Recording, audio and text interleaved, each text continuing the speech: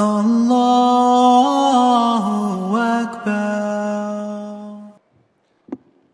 Assalamu alaikum wa rahmatullahi wa barakatuh. Peace be with you all. Bismillah, walhamdulillah, wassalatu wassalamu ala rasulillah wa ala alihi wa sahbihi wa man wala. We begin with the name of Allah subhanahu wa ta'ala, and we bear witness that none has the right to be worshipped or unconditionally obeyed except for Him, and we ask Him to send His peace and blessings upon His Messenger Muhammad sallallahu alaihi wasallam, His family, His companions, and those that follow until the Day of Judgment. Allahumma ameen. Dear brothers and sisters, everything I had prepared just went out the window because of what Sheikh Muhammad al-Shinawi covered. Not because he took my material, but because there were so many points that he touched on that segue into this discussion of fear. Fear is a very interesting emotion. It can motivate or it can paralyze. It can be productive or it could be destructive, depending on who you fear, why you fear, and what you fear. That fear is either praised in the Quran or it is looked down upon when it becomes paralyzing and destructive and leads you to nowhere but despair. The last lecture by Sheikh Abu Abad talked a lot about hope. And unless you have that hope to balance you out, there is no way that that fear could possibly be productive, because the default of fear is that it is a paralyzing emotion. It needs hope in order for it to be productive. But I want to start off based on a hadith that builds on what was just talked about with Anas ibn Malik radiallahu anhu describing the Prophet sallallahu alaihi wasallam. And I want you to picture the scene. If there was to be an attack on a city, what usually happens to the most important people that reside in that city? Where do they go? What do they do? I'm actually asking a question, by the way, it's not rhetorical. They hide. When a head of state is present and an attack unfolds, typically speaking, the head of state will be locked down under maximum security, and those who are already most vulnerable and poorest will be the greatest at risk because they weren't even important in the first place. And that's another discussion altogether. But too often we only talk about the oppressed when they die, not when they're living. So when we talk about Black Lives Matter, it's not Black Deaths Matter. There's a whole system of Black Lives Matter, which is to be discussed before Black Deaths. But that's aside from the case. Usually the most vulnerable are thrown up there. And the most powerful and the most important, those who are deemed most important, are hid away and tucked away, often by their own commands. I want you to picture the scene in Medina. And this hadith sends shivers down my spine because I always think about it when I think about the quality of fearlessness that we take from the Prophet sallallahu alaihi wasallam. Anas ibn Malik radiallahu anhu, as he usually did when he would reflect on the life of the Prophet sallallahu alaihi wasallam, described a beautiful quality of the Prophet, peace be upon him, and then a manifestation of that beautiful quality. And there's a pattern there when you study the narrations of Anas, may Allah be pleased with him, that he'll say something beautiful about the Prophet ﷺ, but it's easy to cast a quality on a person, but then he'll actually give an example of how that quality was lived. So he says, Kana Rasulullah sallallahu alaihi wasallam ahsan an-nas. The Prophet ﷺ was the best of people. And in this context, he was also speaking about the way that he was externally. He was the most perfect of people.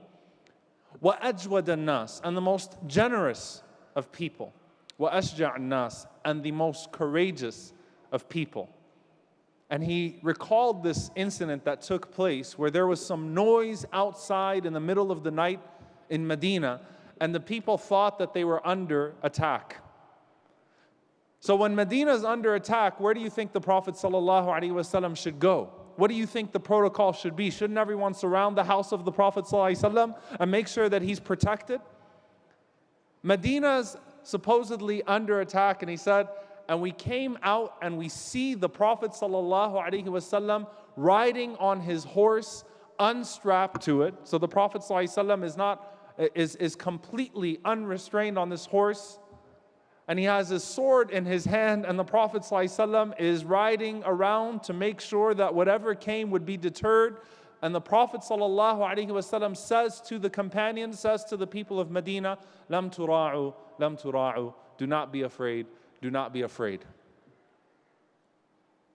Ali radiallahu anhu says that when the battle would become toughest, when it would become hottest, and when we would be utterly exhausted, the people would hide behind the Prophet, peace be upon him, in battle. He was the nearest to the enemy. Al-Bara said that the bravest of us would only be standing next to him, sallallahu alaihi wasallam. What was it about the Prophet sallallahu alaihi wasallam that gave him such courage and such composure in the face of things that would usually cause people absolute fear? And fear is a more comprehensive emotion in the Quran. There are different things that you fear. Some people fear death. And you sound radical when you tell people not to fear death, until you can throw in a Socrates quote which exists, or a quote from Plato, or a quote from Dr. Martin Luther King, who said that if you haven't found something worth dying for, then you're not really alive. But when the Prophet ﷺ says that the nations will gather against you and feast on you at a table, and fear, al-wahn, will be placed in your heart. And the companion said, what is al-wahn? The Prophet ﷺ said, hubb ad-dunya wa karahiyat al-maut. To love the world too much and to hate death too much. That doesn't make us a death cult. You can find similar sayings in context to the same effect, that if you haven't found something that gives you absolute resolve in the face of things that should make you scared, then you need to reconsider what it is that you're living for in the first place. What was it about the Prophet ﷺ that he didn't fear the snares of the people and the stares of the people and the smears of the people? Allah describes that as a legitimate fear in the Quran, the fear of being outcast. وَلَا يَخَافُونَ لَوْمَةَ لَائِمٍ. They're not afraid of the blame of the blamers. We're not worried about being outcasts. What was it about the Prophet ﷺ that when a man grabs his sword and stands on top of him and says, Ya Muhammad, man yamna'uka minni, O Muhammad sallallahu alaihi wasallam, who will stop me from killing you? That the Prophet ﷺ with full composure and tranquility can say, Allah. Without stuttering, without shaking, Allah. There was something about him, sallallahu alaihi wasallam, and it was that complete trust in Allah, that nothing was worth fearing but Allah, that no consequence that would be faced for his sake is to be feared either. What's the worst that they could do to you? What's the worst that they could do to you when you're living for Allah subhanahu wa ta'ala? If they kill you, it's shahada, it's martyrdom. Whatever they do to you, if they slander you, then Allah will glorify you and raise you. What's the worst that they could do to you? That's that fearlessness that was in the voice, the unquivering voice of Ibn Taymiyyah rahimahullah when he said, what can my enemies do to me? My garden is in my heart. Jannah is in my heart. You can't take it away. They kill me, it's martyrdom. They deport me, then it's a chance to reflect on the signs of Allah. And if they leave me in isolation, then it's a chance to be in seclusion with Allah. There is no fear, because there's nothing worth fearing except for Him, and there is no consequence worth fearing if it is faced because of your determination to do what He commands you to do, subhanahu wa ta'ala. And the Prophet ﷺ taught us many lessons in that. And I want you to think about this, because fear is a natural emotion and it takes time to get over that. And for many people, they really start to get over that fear when they face things that they realize were not so bad as they were made out to be. When they overcome difficulties in their life, then they're able to conceive of how they would deal with a difficulty of a greater magnitude when they face it in their lives. So it's not when you're afraid that you're insincere, but sincerity propels you to that fearlessness and to that courage. When we see the izzah, the honor of our modern day Muslim heroes, in Al-Hajj Malik al-Shabazz, Malcolm X, who said very bluntly that he never does or says anything except that he expects the most difficult of circumstances and consequences as a result of it. If you YouTube Muhammad Ali bodyguard, a man who many in America predicted would be assassinated, by the way, and said it was a miracle that he lived to see 40. You could actually go back and read the editorials of people expressing amazement that Muhammad Ali was not assassinated, may Allah have mercy on him, and the man walked around without a bodyguard, fearing no one but Allah. In an era where any black man who opened his mouth too much would be assassinated. Muhammad Ali, may Allah have mercy on him, who had the biggest mouth for Allah and for the truth, went untouched. Apartment was set on fire the day that Malcolm was assassinated, and it only allowed him to grow in that determination. It was meant to shake him, but it only further stabilized him. Where does that come from? What it comes from is not seeing what's around you that is supposed to be causing you fear, but stabilizing that which is in the inside and reminding yourself of the one who sent you here with a purpose, and the one who truly protects you, and the one who truly rewards you, and the one who truly honors you. What can anyone do to you then? It was the scene in the Battle of Uhud when the Prophet ﷺ was almost killed, and he's carried behind the mountain, and his enemies call out, "Afil qawmi Muhammad?" Is Muhammad ﷺ amongst you? Is Abu Quhafa, the father of Abu Bakr, amongst you? Is Umar amongst you? And they boast that this was a day for us, that we have avenged our fallen in Badr.